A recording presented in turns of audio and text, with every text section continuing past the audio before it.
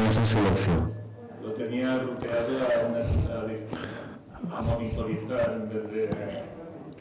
Bueno, vamos a volver a hacer la prueba, a ver si se escucha. ¿Es posible oírlo? ¿Estamos oyéndolo? ¿Sí? ¿Se oye? ¿Se oye? Voy a preguntar a mi equipo, a ver si lo oyen. Si se oye, no se oye. ¿Se oye desde casa? ¿Se puede oír esto desde casa? La gente que está en su casa con su tablet puede escucharlo con su teléfono. Ahora sí, ahora sí.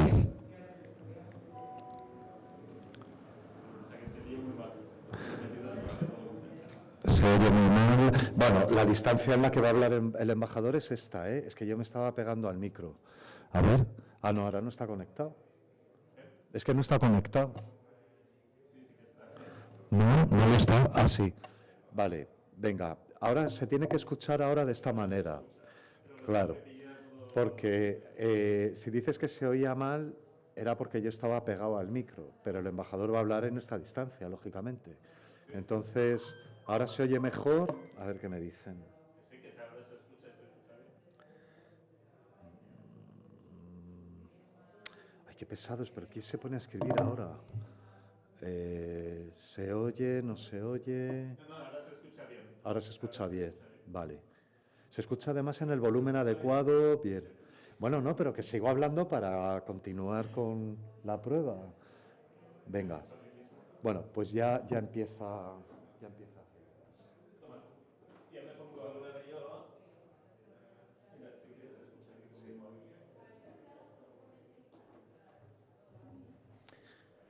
Hola, buenos días. Esto es una prueba para que veas que se escucha bien, buen volumen, buena calidad.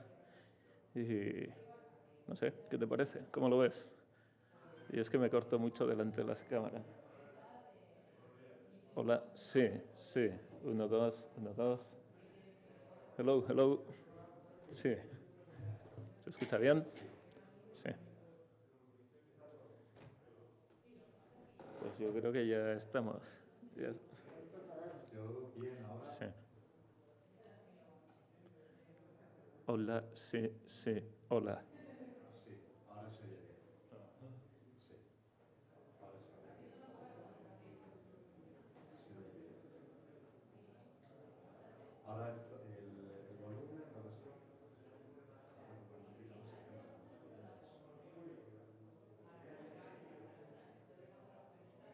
¿Quieres más con ahora?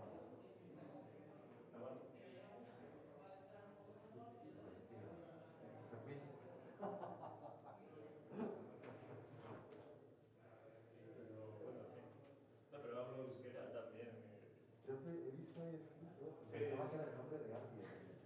Porque he visto que Y aparte tengo de hace 1000 años que ahora aparte lo tengo bastante oxidado, porque entonces no uso nada. Y bueno, en Pamplona tampoco hablábamos demasiado. Pero tengo la cuenta de Google, por algún motivo la puse hace 1000 años que fue en euskera. Entonces ahora que entro está todo en vasco, lo podría estar aquí. a lo mejor así que sabes qué es lo que dices, digo ya. A mí, no importa de poner un coche un poco más adelante. Ah, el coche, Sí, por favor, escucha un poco más. Hasta que me da la vuelta. Un momento que voy a poner la cabeza.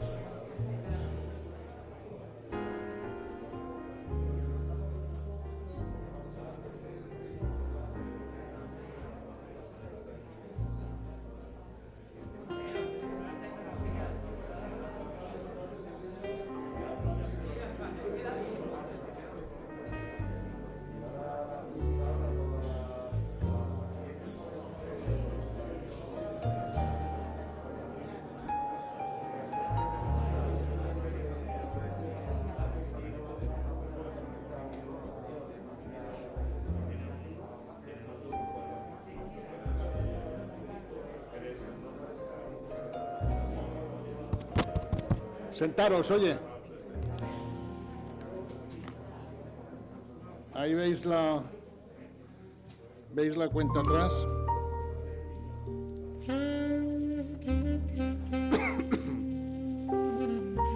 Empiezo justo cuando... ¿Sí?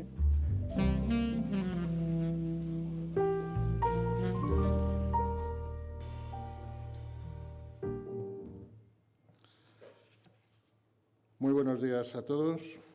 Nos reunimos hoy aquí para celebrar un año más la Fiesta Nacional de España.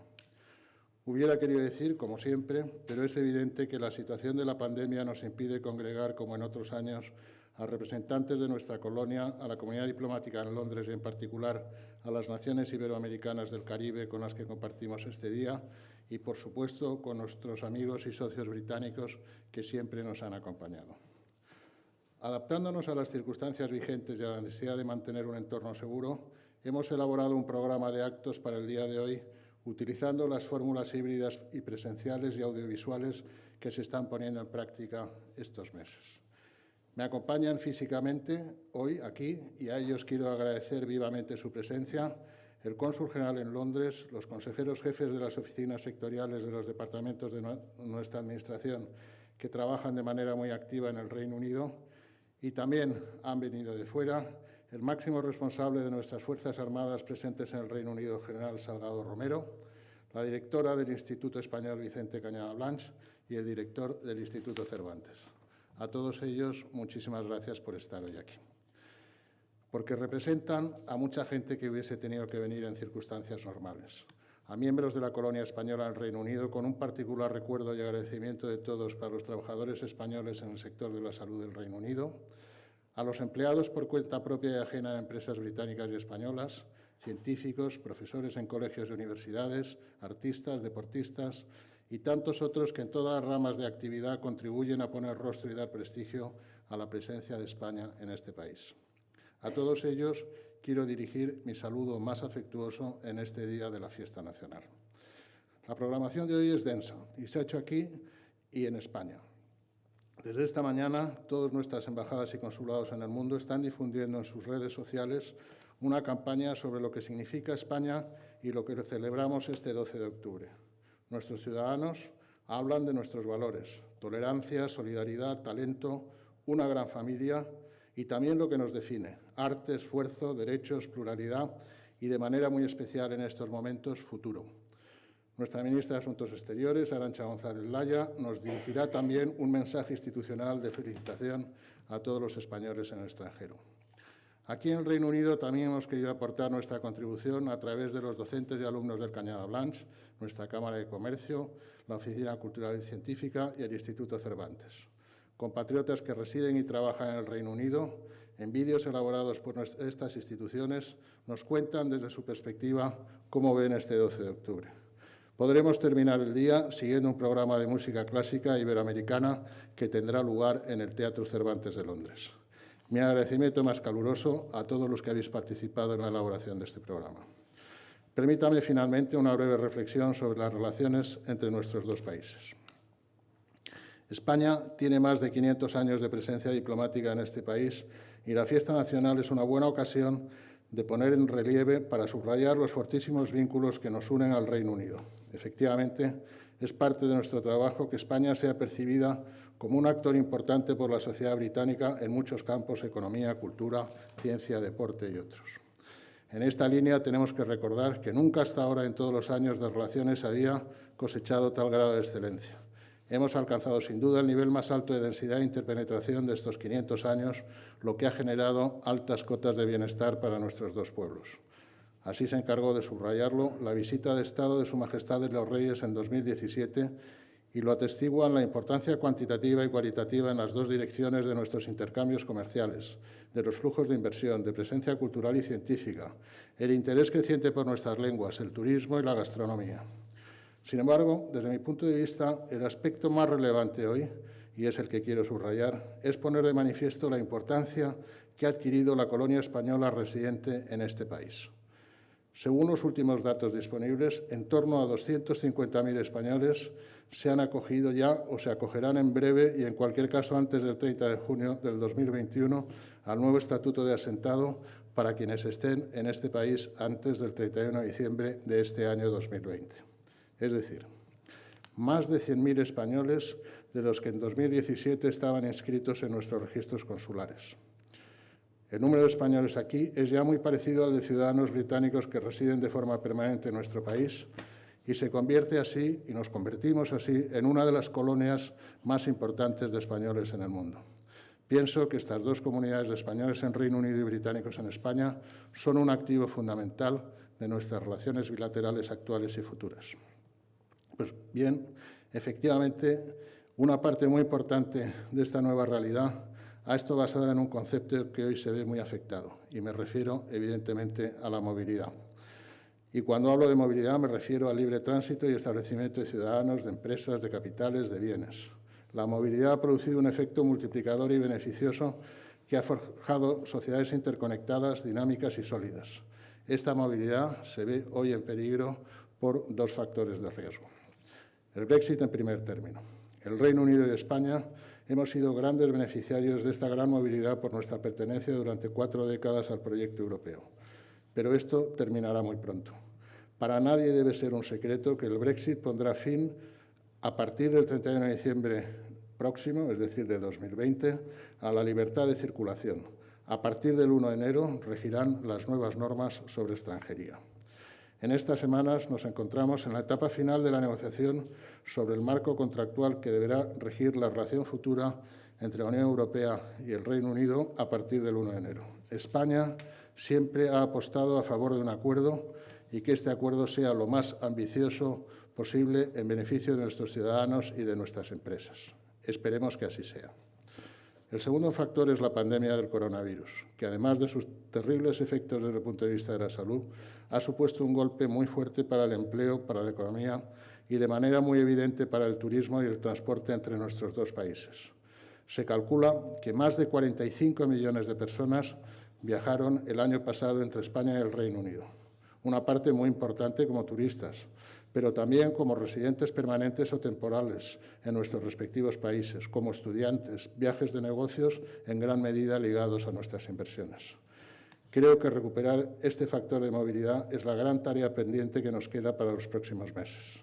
La Embajada ha sido consciente desde el primer momento del gran impacto que esto tenía sobre nuestros ciudadanos y por ello la atención a ellos ha sido sin duda la prioridad número 1 de nuestro quehacer. En relación con el Brexit, se ha conseguido que los ciudadanos españoles, como los demás europeos que, como antes he dicho, estén en el Reino Unido antes del 31 de diciembre de este año, puedan continuar en el futuro gozando sin restricciones de sus derechos de residencia, educación, asistencia sanitaria y seguridad social mediante el conocido EU Settlement Scheme. Por ello, en 2017 pusimos en marcha la ventanilla única Brexit. La ventanilla ha realizado y lo seguirá haciendo una extraordinaria labor informando a nuestros ciudadanos y ayudando en labores de registro a la población más vulnerable que lo necesitaba. También, cuando surgió con toda su crudeza la pandemia, nuestros esfuerzos se concentraron en mitigar sus efectos negativos sobre la movilidad de nuestros ciudadanos. Podemos decir que conseguimos que incluso en los momentos peores ni los españoles ni los británicos que quisieran retornar a sus países se veían imposibilitados de hacerlo. Y, como siempre, se prestó especial atención en dar apoyo a situaciones individuales de especial vulnerabilidad. En estos momentos seguimos muy de cerca cómo evolucionan estos dos factores antes mencionados y continúa vigente nuestro objetivo de asistir de manera prioritaria a los ciudadanos españoles y a sus intereses. En una semana abriremos el Consulado General de España en Manchester, el único nuevo en Europa Occidental en los últimos 30 años y que dará cobertura a todos los españoles residentes en Midlands, que se estima superan los 50.000. También contamos en breve un cónsul honorario en Newcastle. Por otra parte, mantenemos de forma permanente una interlocución con las autoridades británicas para recuperar cuanto antes la plena movilidad de los dos países. Esperamos que medidas unilaterales como la imposición de una cuarentena a los viajeros procedentes de España puedan eliminarse en un futuro cercano. En cualquier caso, estoy seguro que dentro de poco tiempo Y tras este paréntesis forzado por las circunstancias, volveremos a encontrarnos con el Reino Unido en un lugar privilegiado caracterizado por unas relaciones excelentes que, entre otras cosas, contribuirán a conseguir la recuperación más rápida y completa de los efectos de la pandemia. Este debe ser nuestro objetivo, como corresponde a dos grandes países cuya lengua, espíritu y dinamismo han dejado y siguen dejando una importante huella a nivel internacional. Con estos deseos os invito ahora a ver la felicitación de la ministra. Escucharemos luego el himno nacional y brindaremos por España y por el Rey. Queridas amigas y amigos, celebramos hoy un 12 de octubre insólito, perseguidos por una pandemia que está creando una grave crisis sanitaria y económica en el mundo entero y que incluso está poniendo a prueba los lazos de cooperación y solidaridad de la comunidad internacional. Hoy que celebramos la Fiesta Nacional de España, nuestro primer recuerdo debe ir hacia aquellos conciudadanos que el coronavirus se llevó este año, no porque su ausencia sea más dolorosa, sino por inesperada y trágica. El Gobierno de España sigue poniendo todos sus esfuerzos y todas sus energías en la salud, así como en la recuperación económica y social. Para lograrlo, contamos con la Unión Europea, que una vez más ha sabido aprovechar un trance difícil para hacer avances en la integración de Europa. Debemos usar la solidaridad europea para regenerar un tejido productivo que nos sitúe en una economía verde, más inclusiva y digital. Debemos salir de esta dura crisis que estamos padeciendo mejor preparados para afrontar otras aún más graves, en las que nos jugamos la manera en la que el ser humano va a organizar su vida en el planeta. Como país, solo podremos afrontar estos desafíos con éxito si nos mantenemos unidos y cultivamos un espíritu de concordia y cooperación. Para poder aportar una contribución inteligente a la Unión Europea, para que nuestra participación en los espacios que más nos importan, donde mejor nos movemos, donde esperan algo de nosotros, sea inteligible y útil, es preciso que nos expresemos con una sola voz.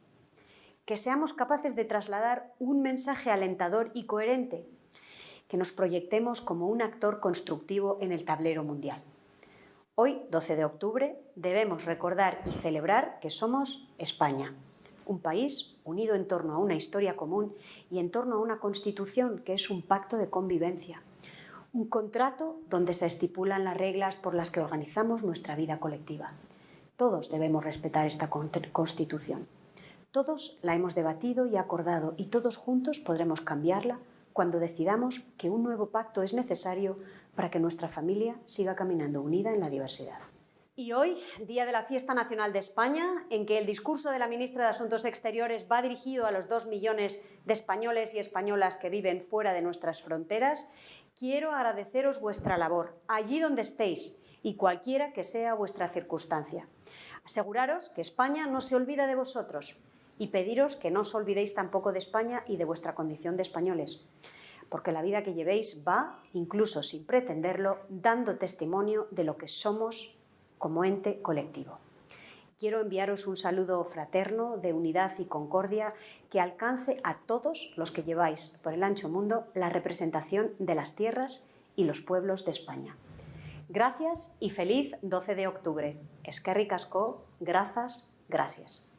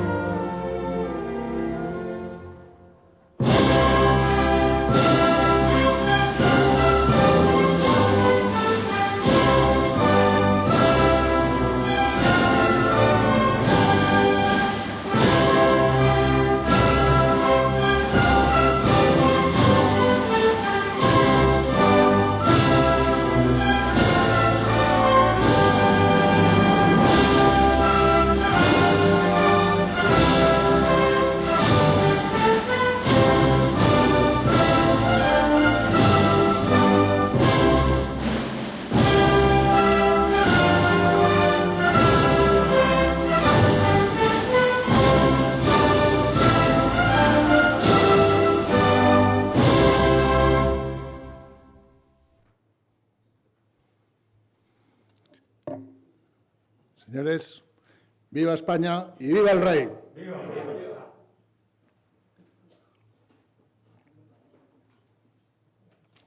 Muchas gracias a todos y ahora pasamos a ver la continuación de los vídeos.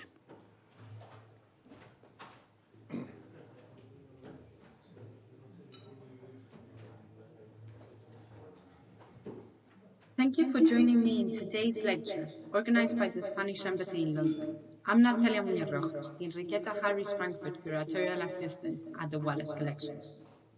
Today's talk is based on the research I did for my undergraduate dissertation on the rediscovery of the Alhambra by Romantic travelers. The Alhambra, in the southern city of Granada, was built by the Nasrid Sultans and is now one of the most important remnants of Islamic Spain. The Nasrid dynasty ruled over Granada in the last stages of the Muslim dominion over the peninsula. Their rule extended from 1232 until 1492, when Boabdil, the last sultan, handed the keys of the city to Isabel of Castile and Fernando of Aragon, ending 8 centuries of Muslim rule on the peninsula. This was, however, not the end of the Alhambra, as when the Catholic monarchs entered the citadel, they were marveled by its beauty. They left it untouched, respecting it and preserving it in its integrity. From that point onwards, the city was inhabited by a mixture of Christians and Moriscos, Muslims who had stayed in Spain after the Reconquista and had adopted Catholicism as their religion. They inhabited the towers and palaces, slowly altering them as the memory of Muslim traditions faded, and adding to the citadel a few Christian structures. With time, the city became more and more impoverished, which led to the decay of its palaces and gardens. By the 18th and 19th century, the Alhambra was forgotten and ruined, occupied by people of the lowest ranks of society, who turned the palaces into taverns and stables with past splendors now forgotten. However, it was also during this time that the Alhambra became known to the rest of Europe. Spain became one of the most important destinations for Romantic writers, artists, and travelers of the 19th century. And it was thanks to their tales and drawings that the Alhambra penetrated the imagination of Europe. Amongst these was Washington Irving.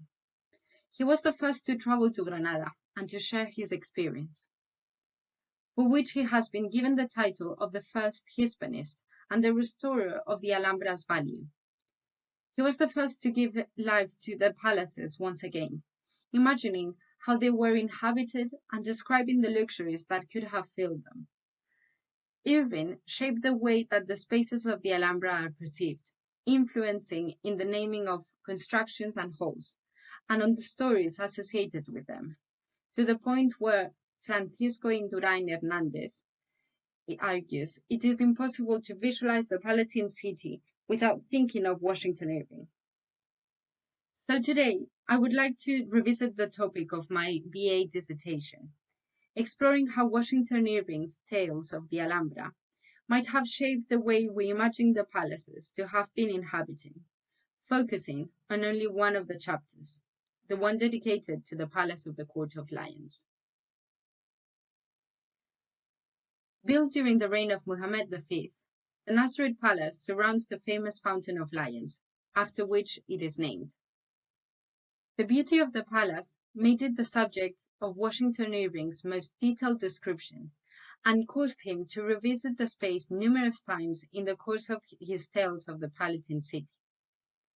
Throughout the descriptions of the palace, he alludes to the beauty of the site, and through his choice of words, the palace acquires womanly qualities.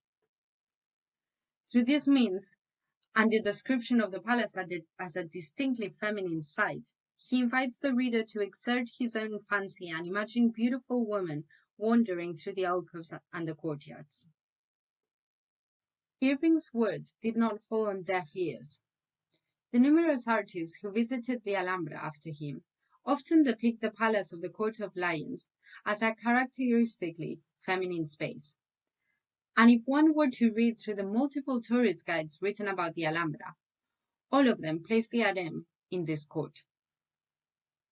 Yet Irving wasn't an Orientalist or a specialist on the subject.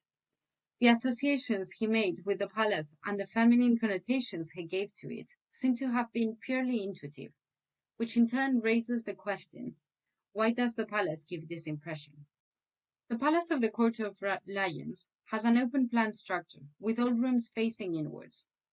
This is the structure of an hortus conclusus, or an enclosed garden. This sort of structure corresponds with the Arab idea of paradise, or with the word harem or al-haram, which means sanctuary. Indeed, there are numerous details in the decoration which invite the viewer to imagine a paradise. The colonnades, which surround the courtyard, successfully recreate the impression of a forest. The running water trickling from the fountain in the center of the court, and the smaller ones in each of the 4 halls on its sides, cools down the temperature, bringing great delight to those who have been outside in the heat, recreating the impression of an oasis in the middle of the desert. And the stucco work in all the alcoves is extremely intricate, and it has often been pointed out by visitors that it invites you to indolent observation, as this is the only appropriate method to discover and understand the patterns. Most importantly, the inscriptions which decorate the walls of the palace allude to beautiful woman and to a paradise or an oasis, inviting to relaxation and enjoyment of the pleasures brought by the stucco decoration and the abundant water running through the fountains and canals.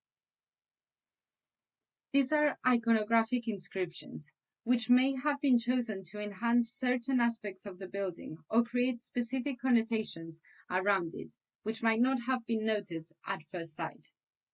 Looking at these, we may start to discern the true function of the buildings and separate romantic reveries from reality. In the case of the Palace of the Court of Lions, they indicate that this was a place of enjoyment and relaxation. It is a marble and stucco representation of paradise. And indeed, many of the inscriptions on the walls described it as Muhammad V's Garden of Joy. Perhaps Washington Irving was right when he wrote that the peculiar charm of this old dreamy palace is that its powers of calling up vague reveries and picturings of the past, and that closing naked realities with the illusions of the memory and the imagination.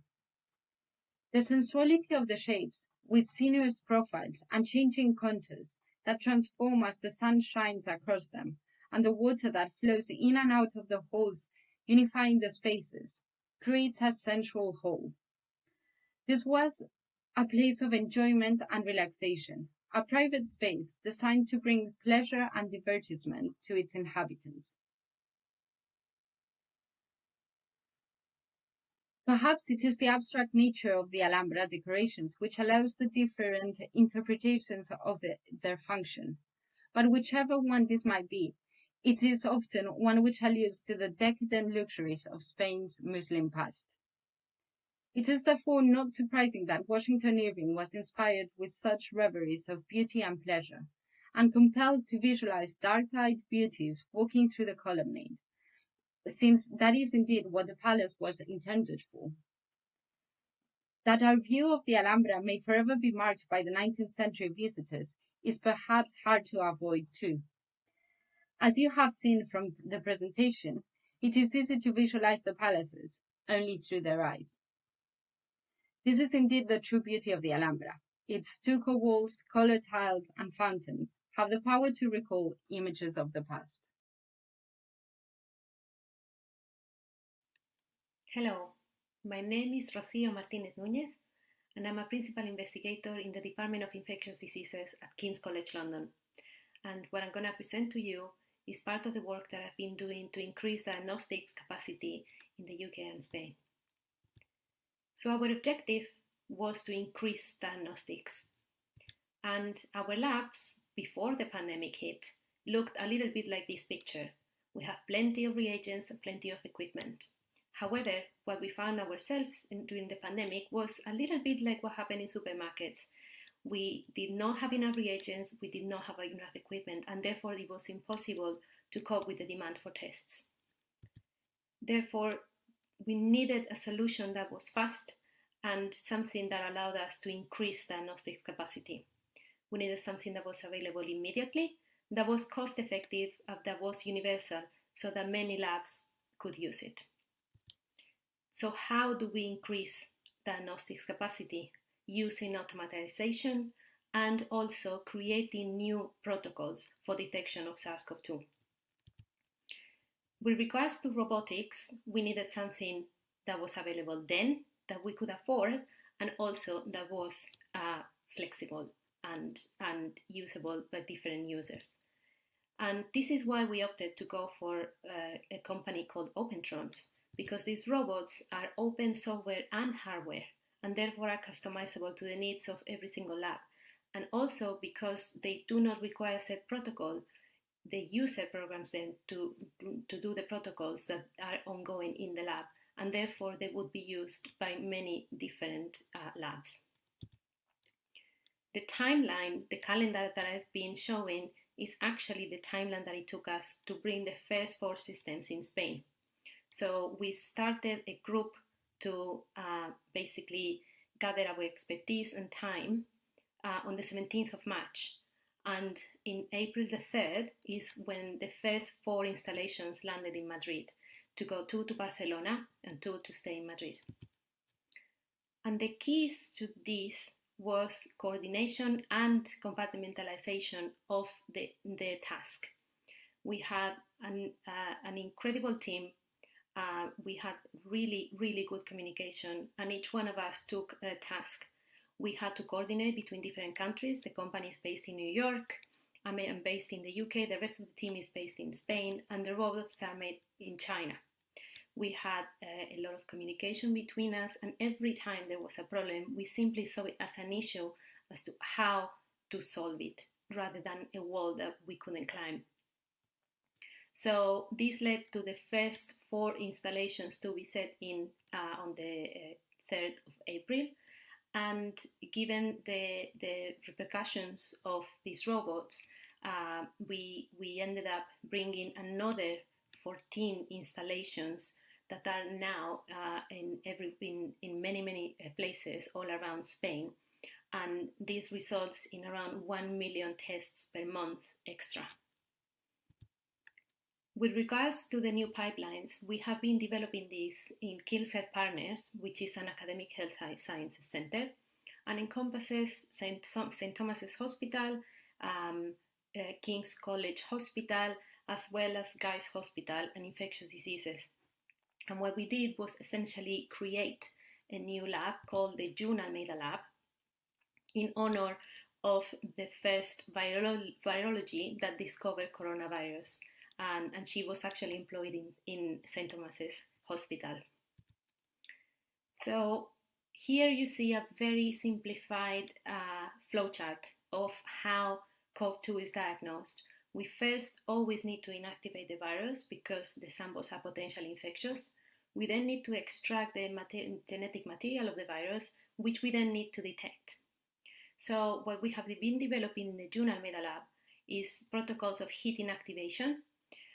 We have been using a mix and match approach, which allows us to mix different reagents that we usually use in molecular biology experiments rather than in clinical diagnostics, validate them through NHS England, and also we have been incorporating a tracing app for our samples thanks to a collaboration with Professor Giralt in the University of Malaga. And what this allows us is to provide multiple solutions precisely to avoid running out of reagents. If we are able to use multiple reagents and multiple companies with the same efficiency, this allows us to have multiple pipelines and build resilience. So in here, I wanted to show you some of our results. And in the first top 2, what you see is the detection of a virus using 2 different primer probes. And what you see is that different methods of extraction do not change and do not modify the result. The CT values, which is what we use to detect the viral material, are the same. And this is independent of the RT-PCR reagent. In the uppercase, you see fast virus, and in the lowercase, we use Luna.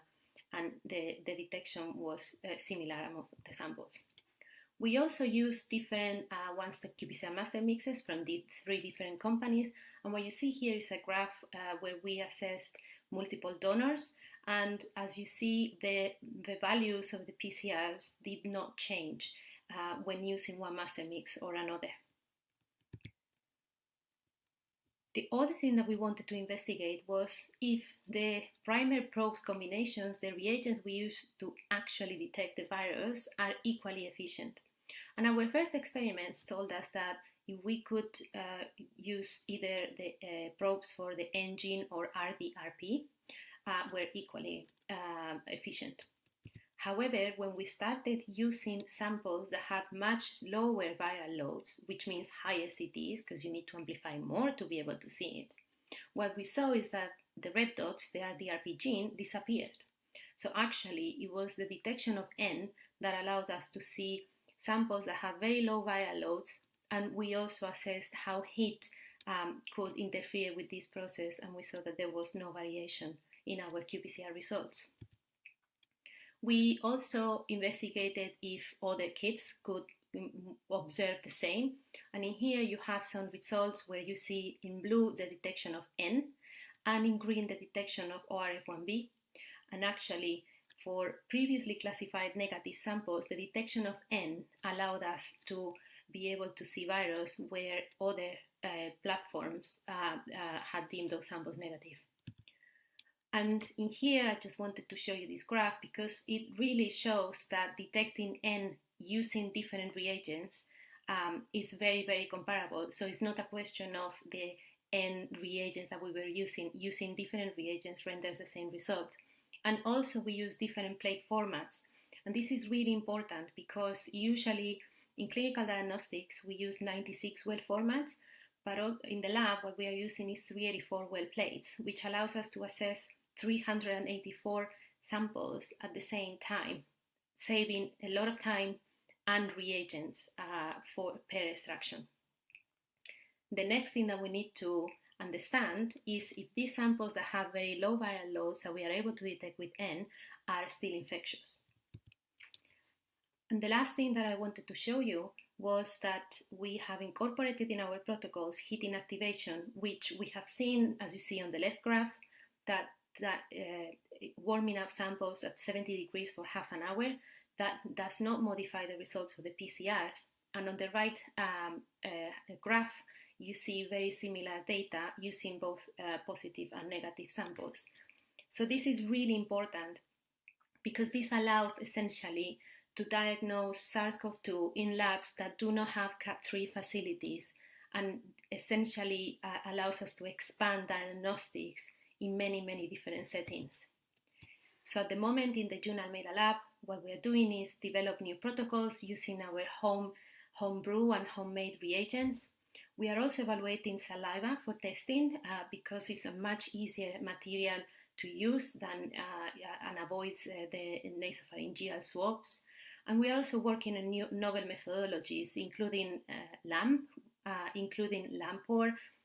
We are also developing new inactivation protocols, always having in mind cost effectiveness and universality of use. And we are also investigating multiplexing because we are now getting into the autumn, and this will require us being able to distinguish different respiratory infections, which we think is now essential to be able to control the pandemic. And at last, from King's Health Partners, what we want to do is contribute to mass testing in the UK. At last but not least, I wanted to leave my slide of acknowledgements. I have a lot of people to thank. Every person here is a volunteer in these projects, and I would like to thank everyone in King's College London and King's Health Partners for making such an amazing team, and in Spain, everyone that has put their heart and soul on this project to install robots. Thank you very much.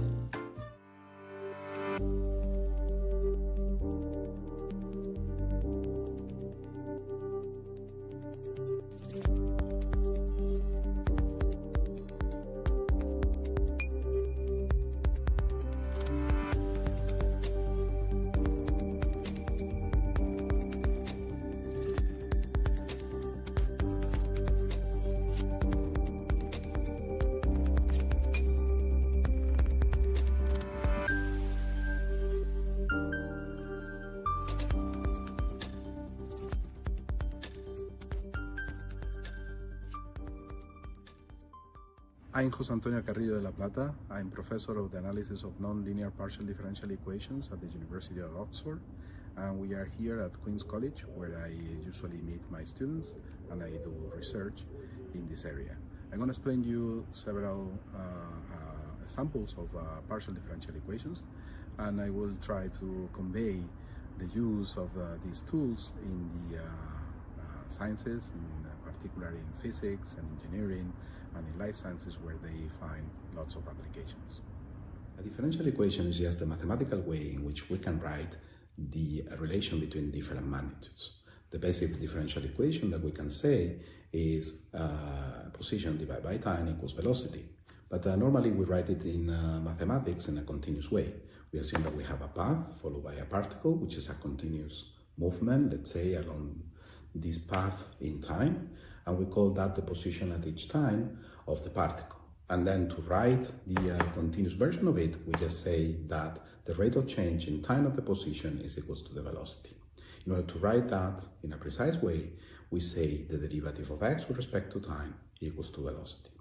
Here we are assuming that the velocity is given, but most likely is not known. For instance, the movement of each of the particles in the air filling this room is very complicated, and it can be very complicated even if, for instance, we are outside in the atmosphere. But anyhow, we can talk about that as a differential equation, and then the second law of Newton in the Principia Mathematica told us a long time ago that mass times acceleration is equal to the forces acting on the particle. And that we can write again as a mathematical law. We can write that the second derivative in time of the position is equal to the forces acting on the particle. Or, if you want, the derivative of the velocity in time is equal to the forces acting on the particle. That's the way in which we can write mathematically the second law of Newton in the Principia Mathematica. A partial differential equation is just an advanced tool related to a differential equation that allows me to write now an evolution for an ensemble of particles. So let's assume that we want to follow the movement of all the particles that are filling the air in this room. There are plenty of them. We know by the Avogadro number that there will be of order of 10 to the 23 molecules filling the air in this room. So we cannot talk about the movement of each single molecule that is filling this room because it will be hugely complicated. However, we can follow the density of particles in this room. Then we define a magnitude, which is the density at this position x in this room, and at each time t, that gives me the density of particles in this room, or if you want, the density of air in this room. Then we can talk about the evolution of that density. That is what a partial differential equation will give you. These kind of equations are typically in continuum mechanics, and we talk about continuous media because we follow continuously the density of that set of particles. And I will show you some examples of partial differential equations later on my computer. Some examples will be more historic because they have been important for development of the theory of this field, and others because of the practical implications that they have. And they are the basic tools, the basic laws in which we can write all kind of mathematical laws used in physics, in engineering, in biology, in the life sciences, and lately they are encountering more and more applications in data science to develop methods to solve problems of optimization, machine learning, artificial intelligence, and many others. So, this is the Math Institute of the University of Oxford. Welcome. I'm going to show you my office. As you can see, it's a fantastic building, very beautiful. It looks very much like, almost like a Harry Potter movie, no? The moving stairs.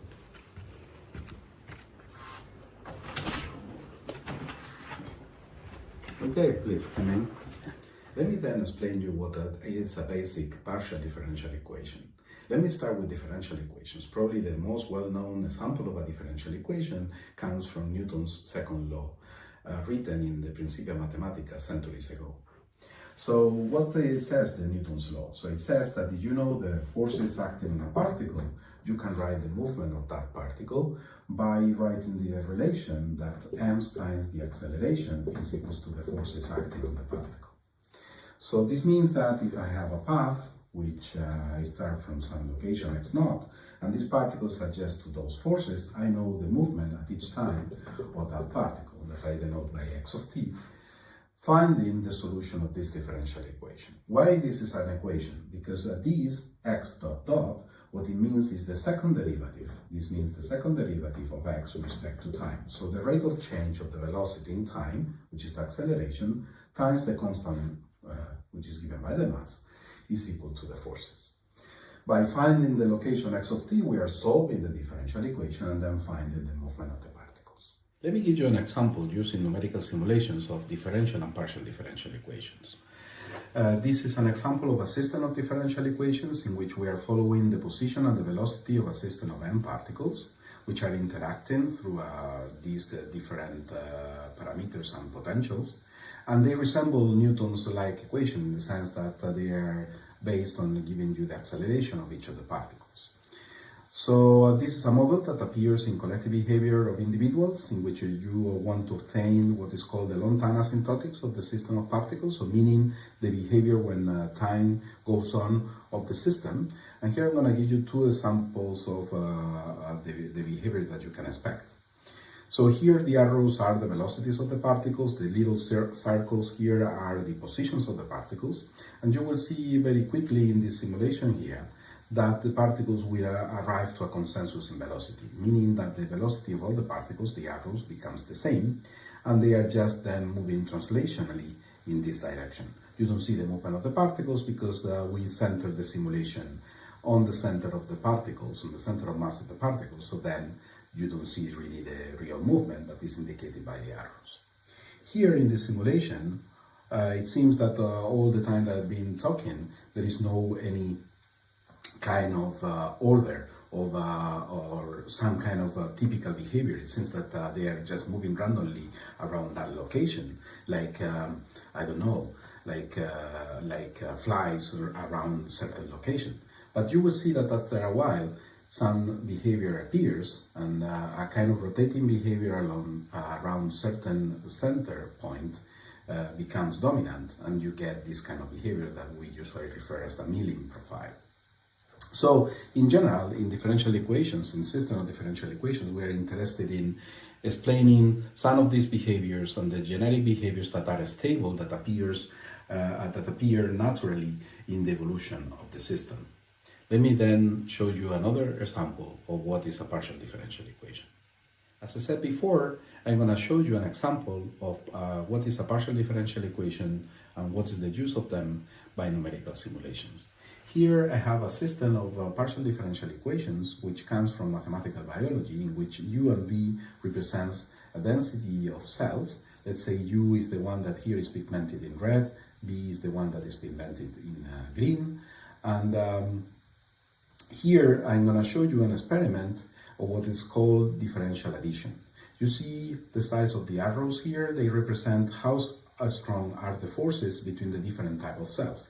Here essentially the reds and the greens, they attract each other and between themselves with the same strength, while here the red and the green, they are attracting strongly than between themselves. So this leads to different behavior when the cells meet because of the different proteins that they produce and the different forces by addition that they exert onto each other. And here you have an experiment done in the lab with these different cells, that they have these different cell addition forces. And here you have our model based on those partial differential equations. And then you see the evolution, and when they meet, you see in this case that they produce a perfect kind of propagation front, or front in between the two species, while here they have an area of mixing that in which the reds and the green are somehow intermingling between each other. And the model somehow is recovering that size, the size of that intermingling zone. These differential addition forces can lead to different behavior when time goes on, as you can see in these simulations, in which you see that depending on the different addition forces between the two, then you recover either the mixing between the two species or somehow the one species surrounds the other at a certain extent, or even partially, like in this case, or they are totally segregated. So this is just an example that I hope you have enjoyed and you have learned now what is about the research in differential and partial differential equations. Thank you for listening.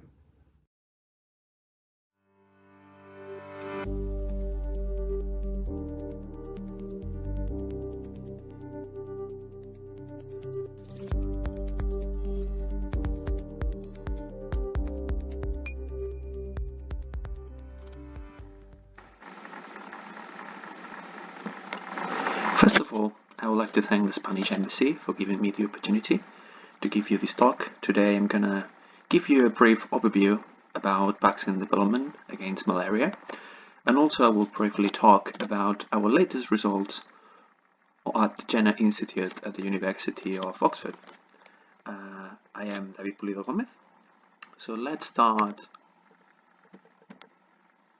talking about malaria. So malaria is a human disease. This is transmitted by the bite of the female Anopheles mosquito. This disease is caused by the intracellular Plasmodium parasites. Of more than 120 Plasmodium species, only 5, those that show here in the table on the right, are known to infect humans.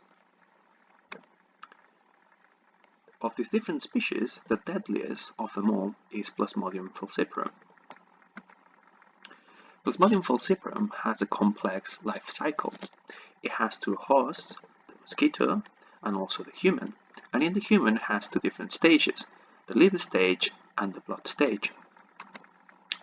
So during the blood meal, the mosquito inoculates sporozoids that infect hepatocytes, liver cells, then the parasites, and that goes to the peritocytic liver stage where it replicates, and this lasts between 1 to 2 weeks, and then releases merozoites into the blood stage. So then you start the blood stage. During the blood stage, the merozoites infect the red blood cells, and then there is the asexual cycle where they replicate, and a subpopulation of those can transform or switch into the sexual development, forming or producing gametocytes. Then the mosquito, again during the blood meal, uptakes these gametocytes, and they can fuse, the female and the male, they can fuse, forming a zygote, and then this zygote transforms into an ookinete, abandoning the midgut of the mosquito, and there oocyst produces sporozoids that migrate to the salivary glands, and then the mosquito can infect again humans, releasing the sporozoids, and the cycle starts over again. Regarding the distribution or the global distribution of malaria, this disease is found in 91 countries worldwide.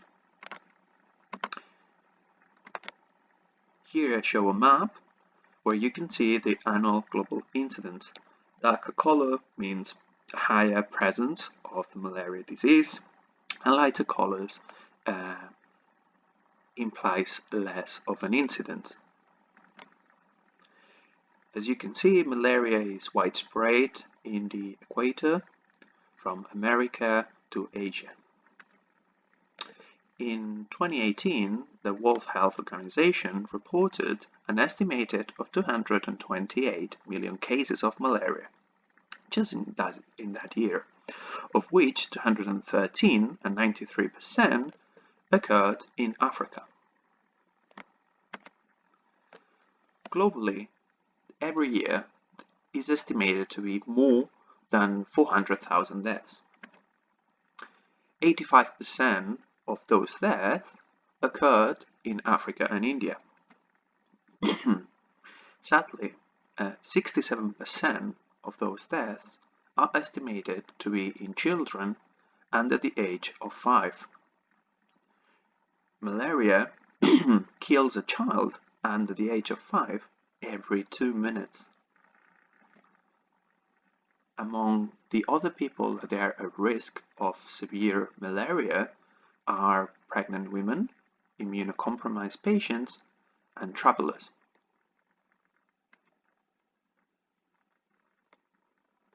Despite all of this, international researchers, institutions, organizations, governments, and pharmaceutical companies are working hard trying to tackle this disease and eliminate and eradicate malaria.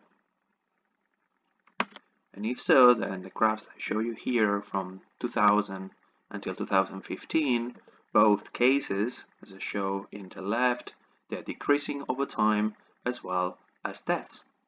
However, if we want to eradicate, completely eliminate this disease within the 21st century, novel strategies will be required. And if so, the scientific community are developing novel technologies to tackle this disease.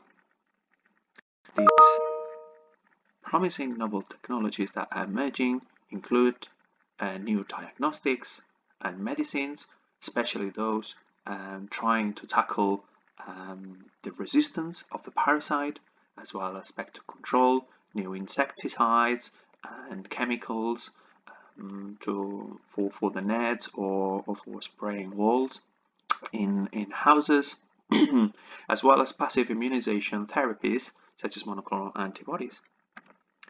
Last but not least, there are vaccines, and the international community agrees that the development of a highly effective and durable vaccine would be key in the elimination and eradication of the disease.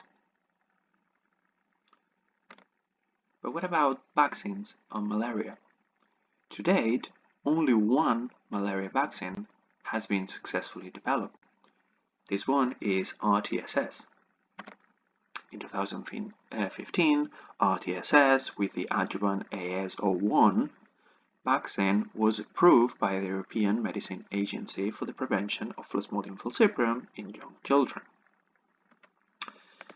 This vaccine is a virus-like particle based vaccine where the circumsporozoid protein is fused to the hepatitis B surface antigen.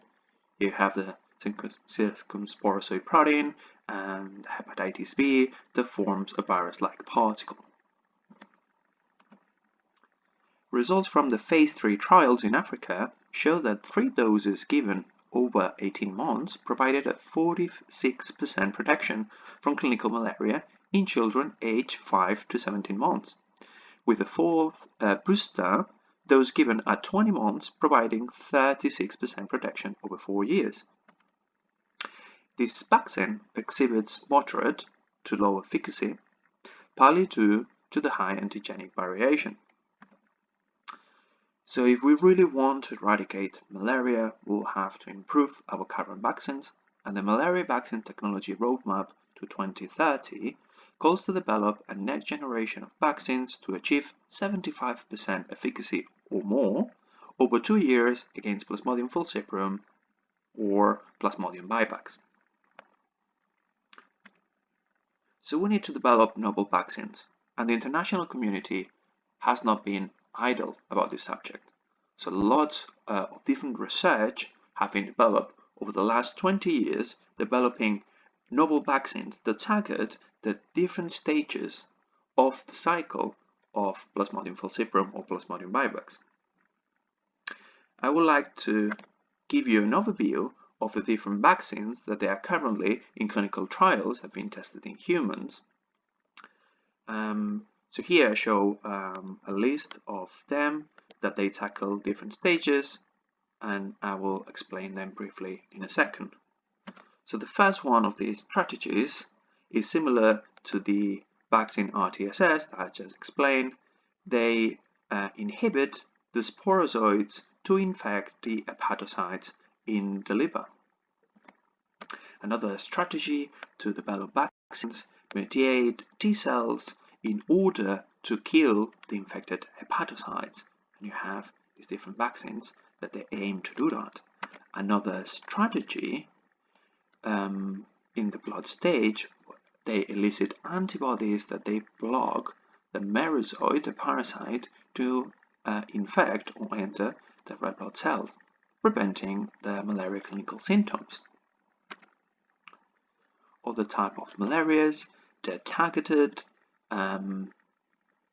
to the parasite-infected red blood cells.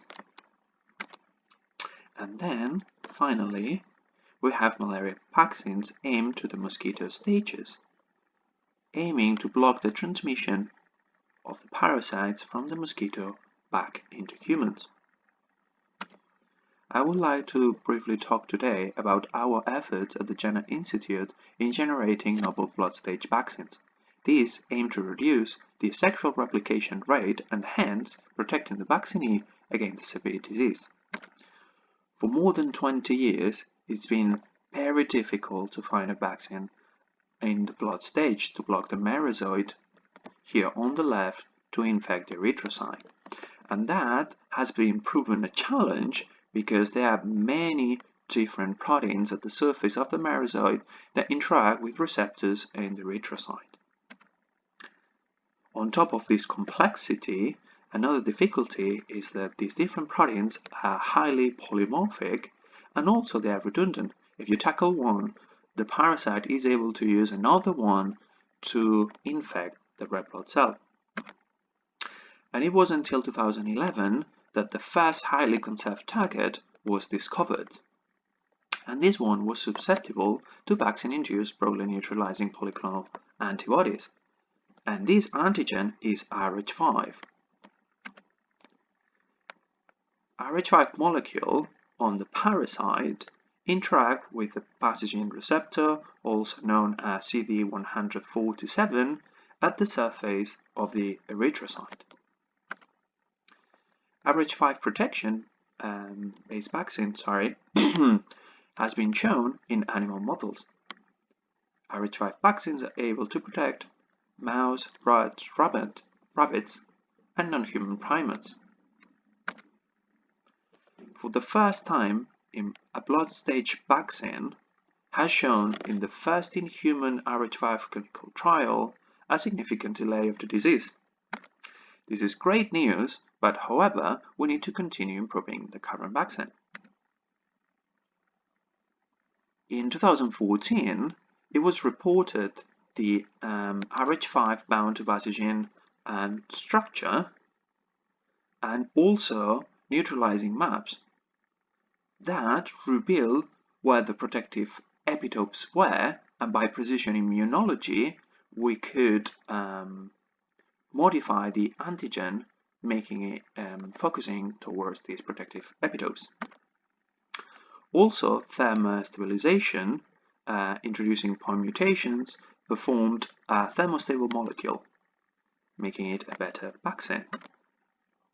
Also, we have engineered this thermostable Rh5 molecule to conjugate it onto a hepatitis B surface antigen, forming a virus-like particle similar to the RTSS vaccine.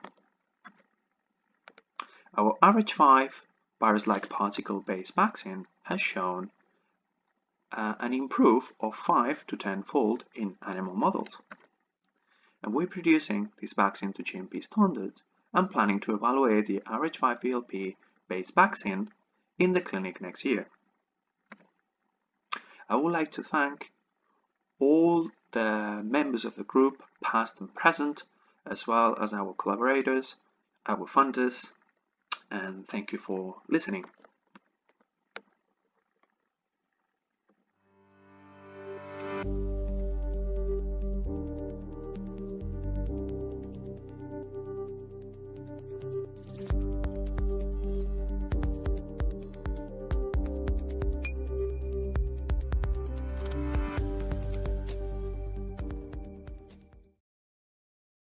Hello, everybody.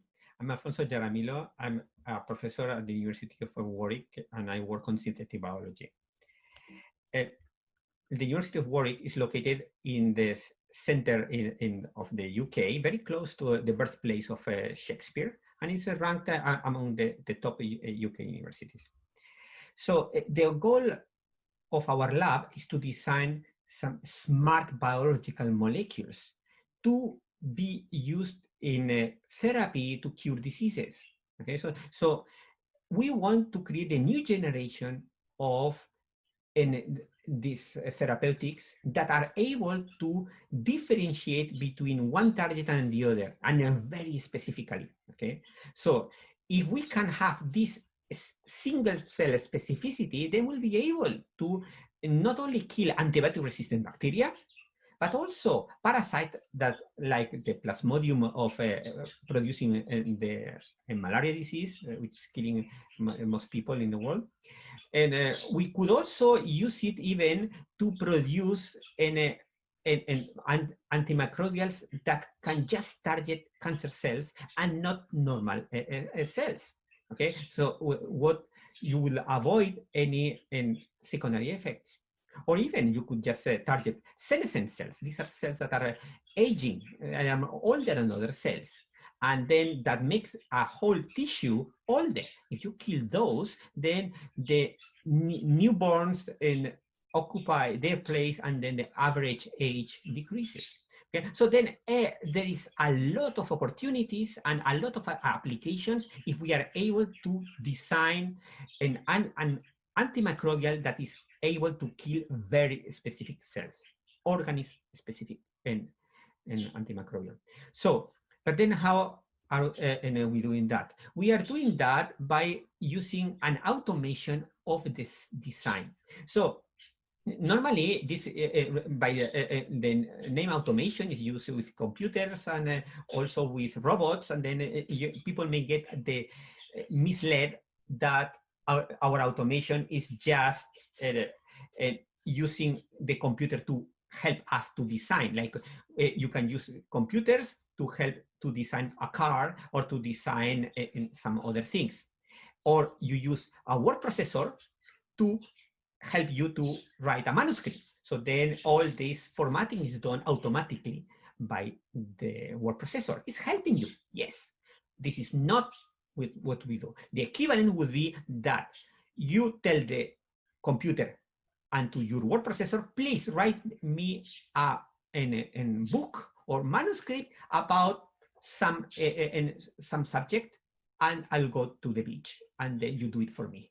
That automation of the creativity is what we are aiming for. Okay, so for that we have to simulate on the computer all the laws of physics for the molecules, and also how evolution works, because we use the same type of methodology that nature uses to produce complex matter like us, living organisms, and to use it to produce our multifunctional smart molecules. Therefore, this is the key thing, this automation of the design. But this is done only when we have small molecules like proteins and or single nucleic acids or mixtures of them, and we have published that throughout the years. But now we are aiming even bigger. We want to have these organism-specific and antimicrobials. We want to specifically kill cells. So for that, we need complexes, assemblies of proteins that makes a very complicated machinery. Okay, this is far beyond our knowledge on the physics, how to model the physics of that. Therefore, what we do is we use bioreactors with living cells, and we express those in molecules inside the cell, and then we use the same type of algorithms to accelerate the evolution we use in the computer, but experimentally. Therefore, instead of using some random number generator, we increase the mutation rate and with some chemical, etc. Okay, so that's how we do in the lab. A mimic of what the software does with this optimization of the design. And we test, of course, all our systems, either we do by directed evolution or in experimental evolution, or we do it in the computer. And we test it with in bioreactors, microbioreactors. Why micro? Because we want to see single cells. As you can see here, this is our bacteria. You could see at the beginning how they were just in replicating. And this is of the size of 1 square meter. No, sorry, 1 in a square centimeter. Okay, so this is the size of a coin. And you have more than 200 in chambers like this one, where you can have a monolayer of bacteria just growing, and you can all of them focus and maintain the focus because it's an automated microscope, and then you can just monitor the gene expression by using fluorescent reporters. Okay? So that's very important in order to know carefully how our systems behave, our multifunctional molecules. And then we also, as I said, we also aim to make these antimicrobials as assembly of proteins, and this is very useful to kill specific cells.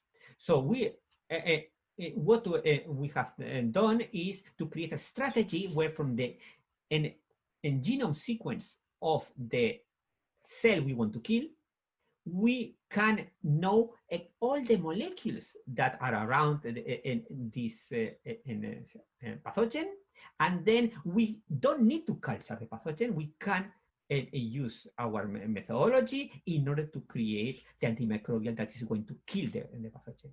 Okay. And we create a cocktail the same way that the cocktails of antimicrobials are used against viruses like HIV, but in our case, it's against this pathogen to avoid the emergence of resistance due to mutations, because nature finds always their way, so we need to counteract that and minimize that. It doesn't mean that we are going to kill forever the resistance. We are going to minimize it quite a lot. So, so this complex of macromolecules, what we do is we take advantage of some complexes of macromolecules that are already available in nature that are the viruses. But these are viruses that only attack harmless bacteria. So we use that to evolve it in our own bioreactor. So you can see this, the pumps we have 3D printed and designed ourselves, and also the valves. These are all we use in all these CAD tools for 3D printing. And also we have we made a farm of bioreactors so we can evolve in parallel all the bacteria. Okay? But very importantly, once we have finished with this evolution, then we remove all the things from this virus, and we only get the proteins, and then are those that we use to kill. So this is just a vehicle in order to evolve faster, because viruses are the faster evolving entities on Earth.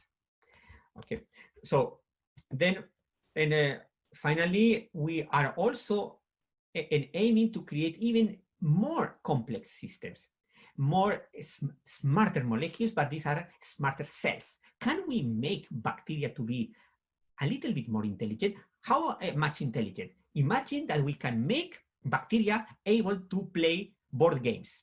So that's exactly what we have done. We are engineering Escherichia coli, this is a commensal bacteria we have in our body, to be able to learn by themselves to play tricks. They can learn many things, even the alphabet, or they can learn to play tic-tac-toe. Okay? And importantly, they use the same mechanism than our brain to learn, reinforcement learning. So this is done by you. Once you can penalize and punish the cells with antibiotic each time they have lost the game.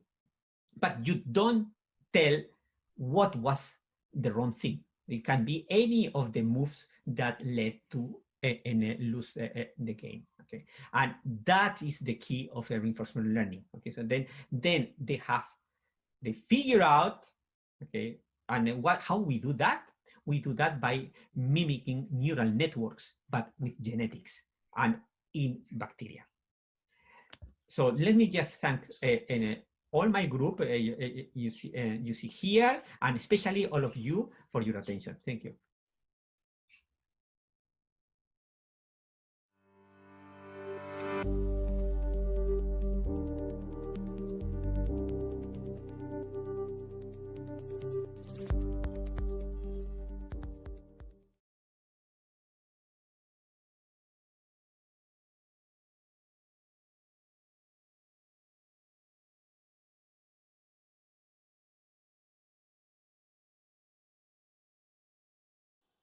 Hello, my name is Felix Torzo, and I am a curatorial assistant at the Wallace Collection in London. In this talk, we will discuss the interior decoration of the Royal Palace of La Granja de San Ildefonso during the reign of King Philip V in the first half of the 18th century. In a previous lecture on this series dedicated to the interior decoration of Philip V's Royal Alcazar in Madrid, we saw how a traditional Spanish Habsburg palace from the late 17th century was converted into a fashionable residence with a strong French influence. On this occasion, we move forward in time to the second half of Philip V's reign, marked by his marriage with the Italian princess Elizabeth Farnese and the influence this queen and her entourage had over the cultural life at court. Philip V was the first Bourbon monarch in Spain. He was crowned in 1700, soon after he married Maria Luisa Gabriela of Savoy, who accompanied Philip as his consort queen until her premature death in February 1714. On that same year, a new consort queen was found, Elizabeth Farnese. Elizabeth was born at the Palazzo della Pilota in Parma, where she received an exquisite education. She showed an early appreciation for the arts and became a great patron of artists. The construction and decoration of this palace, known as La Granja de San Ildefonso, exemplifies the change of taste experienced at the Spanish court with the arrival of Elizabeth Farnese. The hunting forests of Balsain in the Segovian mountains of Guadarrama belonged to the Crown of Castile since the Middle Ages.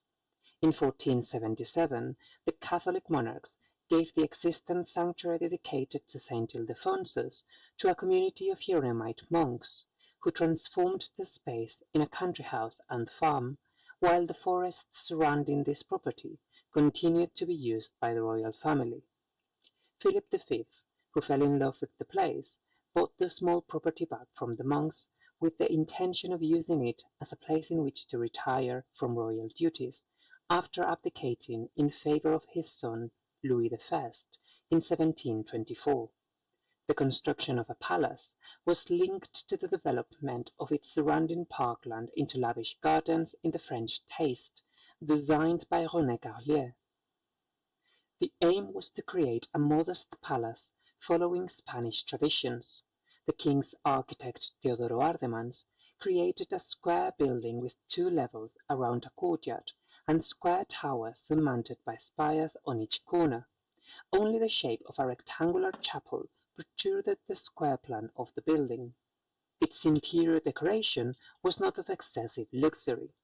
Following the king's wishes, the rooms were decorated in a sober traditional fashion, far from the cumbersome court etiquette, but comfortable enough as to enjoy his favorite pastimes of tennis, hunting, and reading.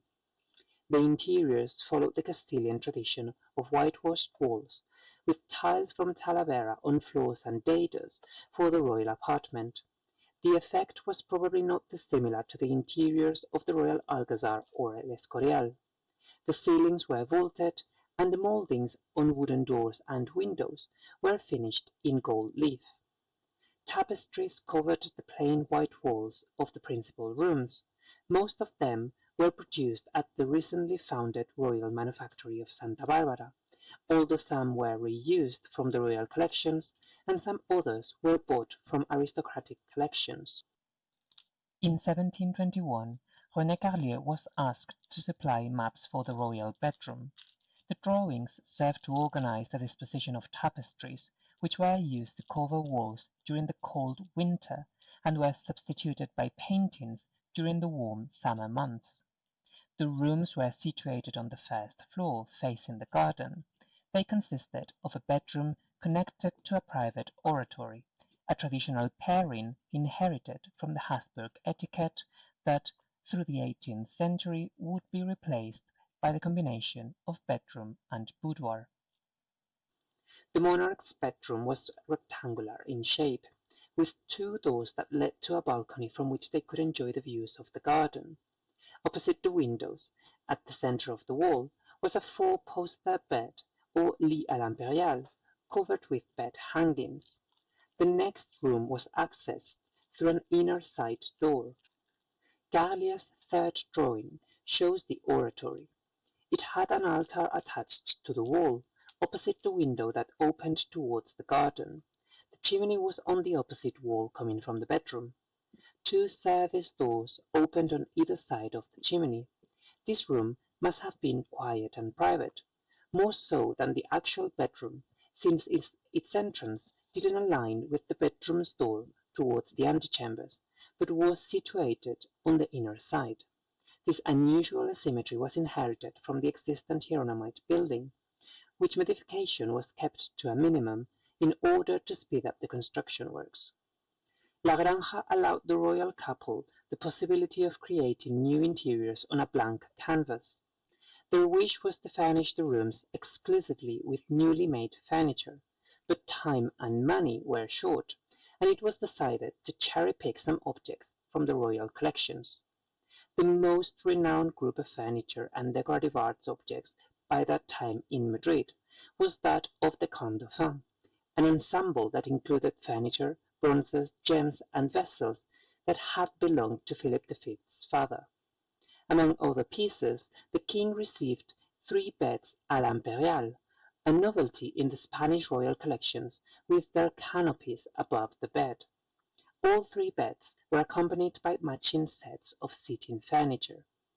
One of them, a crimson damask with gold embroidery, was accompanied by 10 chairs, 4 armchairs, and 62 stools. A second bed was covered with white damask and gold and silk embroidery in various colors, including 5 chairs, 8 X-frame stools, and 3 benches.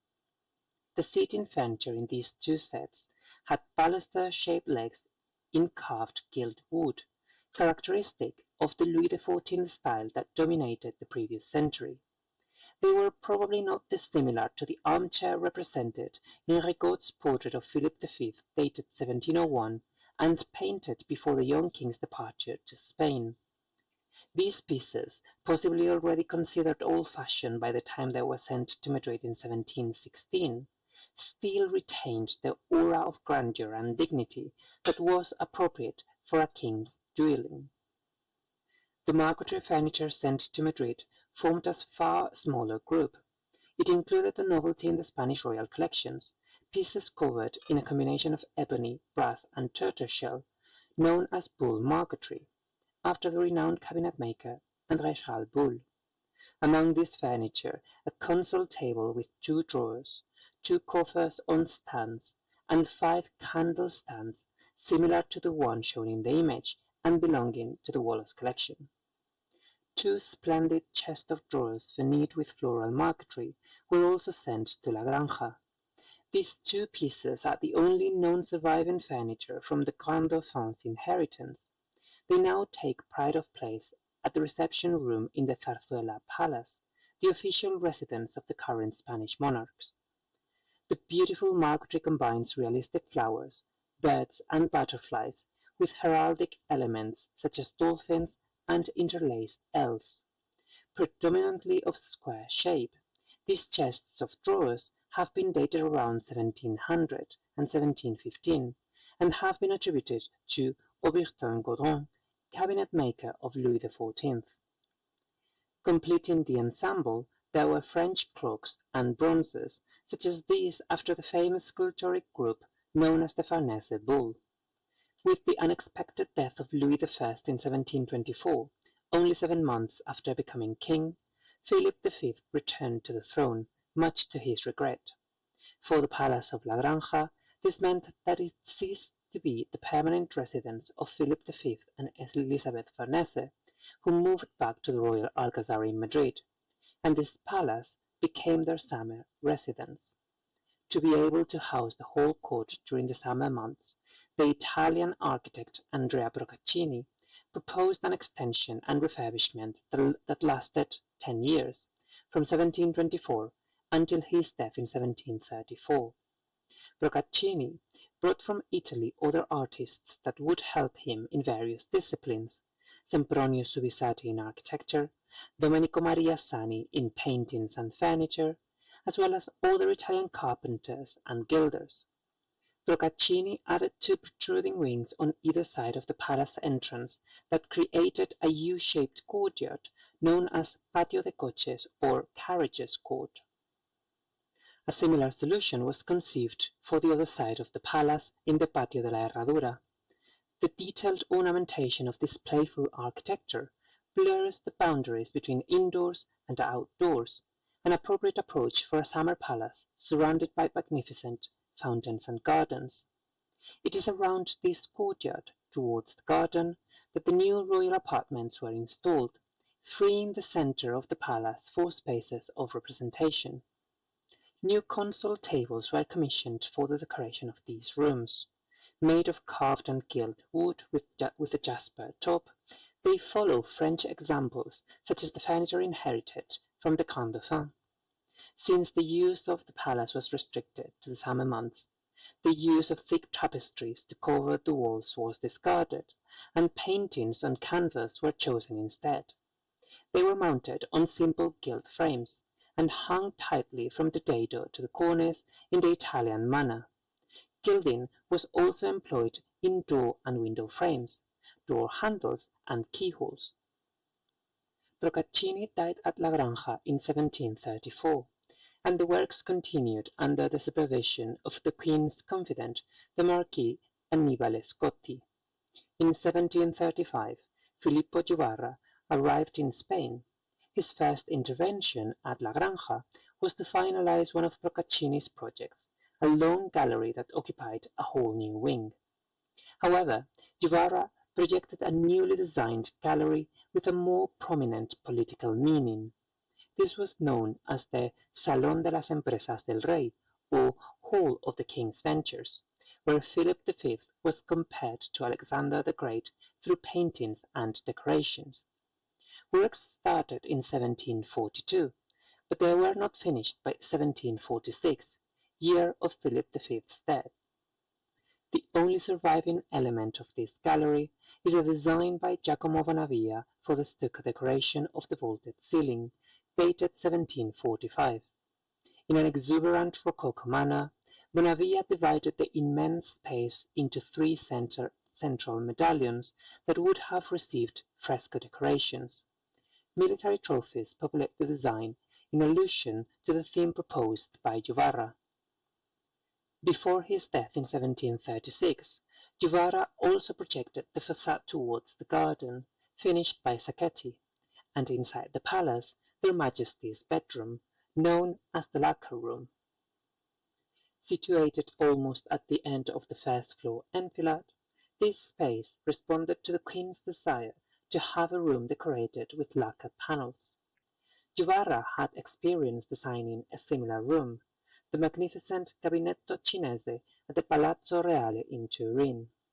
A series of 4 oval-shaped canvases representing scenes from the life of Jesus were commissioned to the Parmesan painter Giovanni Paolo Pannini, who created masterful perspective compositions of classical architecture. Completing the decoration were 2 over-door canvases by the Roman Andrea Locatelli. The walls in the lacquer room were covered with rich materials. The dado combines geometric marble slabs in different colors, yellow, green, and red. On the walls, over a light blue damask, lacquer panels of various origins were placed, some from Asia, probably China, known as Coromandel lacquer, some are 17th century English, known as Japanin, others are Venetian lacca di arte povera, and some others are Spanish pieces known as charoles. Originally, there were 45 lacquer panels in total, 12 pilasters in black lacquer decorated with birds, human figures, and flowers, 16 triangular panels in pink lacquer surrounding the oval-shaped paintings by Panini, 6 panels in red lacquer decorated with rocky landscapes, one of them lost, 8 black lacquer panels with scenes in colors and gold in original complex shapes surrounding the red panels just mentioned, and 3 green lacquer panels with half-relief figures surrounding the window. The large rectangular space left by the bed when this room ceased to be the royal bedroom was filled with long black panels. The walls are articulated with pilasters surmounted by Ionic capitals decorated with female heads and swags of flowers. The slightly domed ceiling was decorated with fresco paintings by Bartolomeo Rusca representing the story of Diana and Endymion, an appropriate subject for this room, since it's known that it was the queen who cared for his husband's needs while he was asleep, especially during the king's health-frequent crisis. The cosmopolitan and refined late Baroque elements decorating this room characterized Guevara's designs in Spain and Italy. Nonetheless, Guevara is aware of a more modern contemporary Rococo sensibility that appear on smaller details such as the cartouches on the corners and the small decorative elements at the base of each pilaster. The last room in the enfilade of Guevara's royal apartment on the first floor was the Queen's boudoir. It was originally decorated with mirrors that covered the walls almost entirely, alternated with panels of Spanish lacquer with small shelves or brackets where objects of Chinese porcelain from the Queen's collection were put on display. We can only imagine the decoration in this room through descriptions and old photographs prior to the fire that in 1918 destroyed this part of the building. Once Sacchetti finished the imposing garden facade following Guevara's designs, attention was diverted towards the space left behind. The royal apartment was moved here so that the royal couple could enjoy the majestic view of the gardens. From the beginning, La Granja had been an exception to the rest of the royal residences because King and Queen shared the same apartment. When it was a palace for retirement, this lack of separation was understood, but later the intimate and dependent character of the king cemented this arrangement. Almost exclusively Italian artists worked in the new royal apartment. Sempronio Subissati as an architect, Giacomo Bonavia in charge of the interior decorations, particularly the stucco ceilings, Sani of the furniture, and Carlo Antonio Bernasconi of the marble floors. Some designs for new chimney pieces surmounted by mirrors were commissioned to Bonavia, who provided a drawing showing 2 options. The intention was to send this design to Paris to be executed by French craftsmen, renowned for their technical abilities. However, the exuberant interpretation of Rocaille elements on this design aligns more with an European take typical of northern Italy and Central Europe rather than with a subtler French sensibility. In the end, possibly due to time constraints and lack of funds, this project was never executed. Instead, it was decided to bring existing pieces to speed up the project. The chimney pieces brought to La Granja in 1743 were the only purely French element present in this decorative scheme. 2 of them came from the Grand Dauphin's collection, while 2 others were those designed by René Carrier in 1712 for the Royal Alcazar. Only the piece for the King's bedroom in the Alcazar is present in the Palace of La Granja, used now in the room known as the Queen's Cabinet. Giacomo Bonavia also supplied designs for new marble floors in 1742. They were to replace the existing tile floors that had caused some damp problems. With the intervention of the Marquis Scotti, marble slabs were ordered to Genoa. Although with some delay, finally in 1745 the marble floors were installed following Their Majesty's advice of which design to use on each room. They were ensembled together by the marble artist Bernasconi of Lugano. Only 6 rooms received marble floors during this campaign, among which the oratory, Their Majesty's bedroom, and the Queen's cabinet. Some designs were repeated, such as the octagonal floor, which was also reproduced on the ground floor. The rest of the rooms on the first floor received their marble flooring in the 1760s under the French Hubert du Mandret. From 1742 to 1743, the team headed by Giacomo Bonavia and Bartolomeo Rusca completed the ceiling decorations on the first floor apartment. First, Bonavia produced the stucco decorations that acted as frames in which Rusca added the fresco scenes. Finally, gilding was applied by the Spanish Prospero de Mortola. In March 1746, Rusca drafted a report informing that all the decorations were finished with the exception of the paintings for the 3 central rooms on the ground floor. With the unexpected death of Philip V in July of the same year, all works were stopped, and Rusca moved to Madrid, where he worked for the Spanish aristocracy. In some rooms, such as Their Majesty's bedroom, Bonavia designed a series of complex perspectives and architectural views around the cornice that seemed to open towards blue skies. It is a typically Italian design, with a trompe-l'oeil balustrade, convex and concave walls articulated with pilasters, and an accumulation of painted architectural elements derived from classical traditions.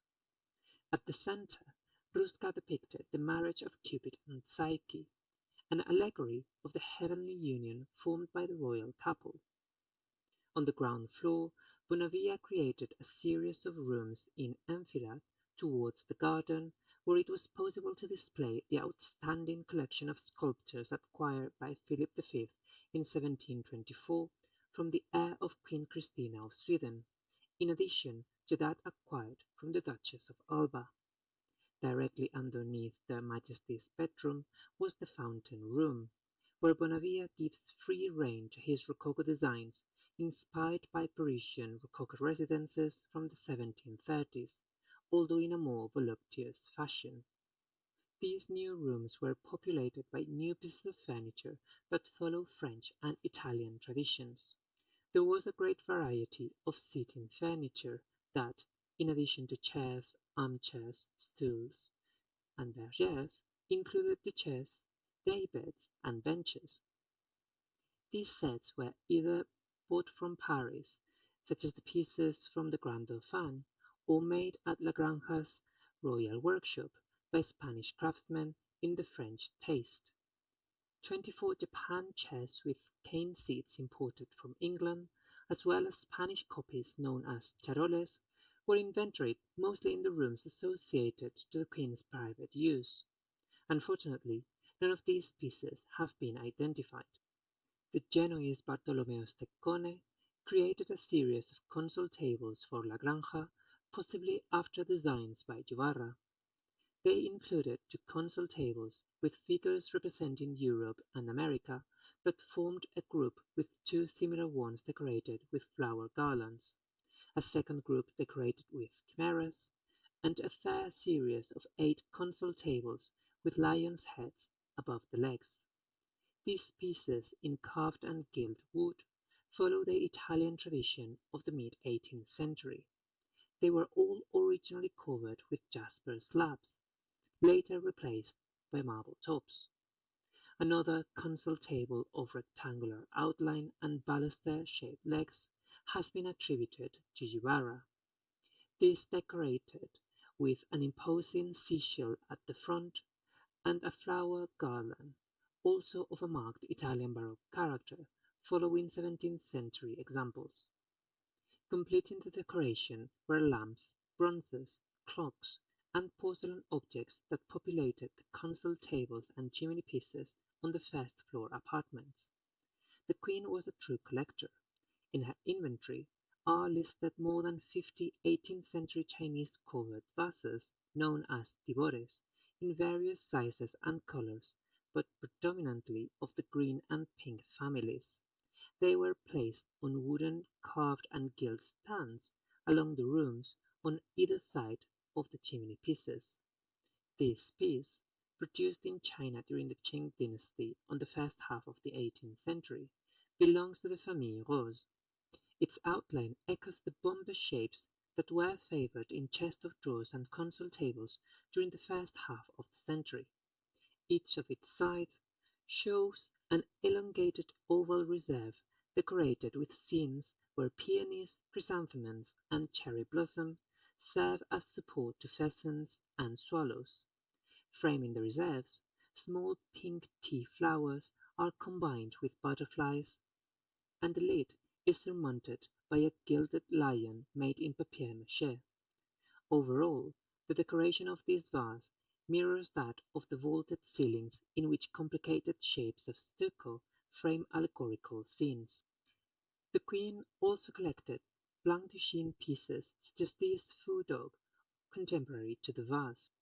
These pieces, removed from their original context, were no longer valued for their meaning or symbolism, but were appreciated for their material qualities and craftsmanship instead, such as the vivid colors and detailed representation of birds and flowers in the vase, and the whiteness of the porcelain paste in the dog.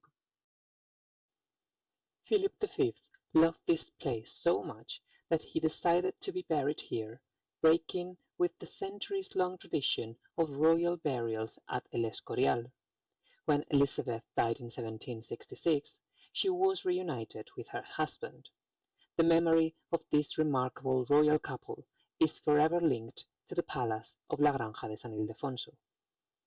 I would like to thank the Spanish Embassy in London for this opportunity, and all of you for listening. Thank you.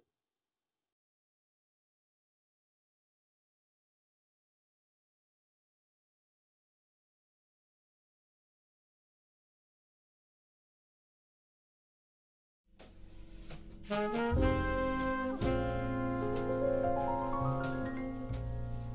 you.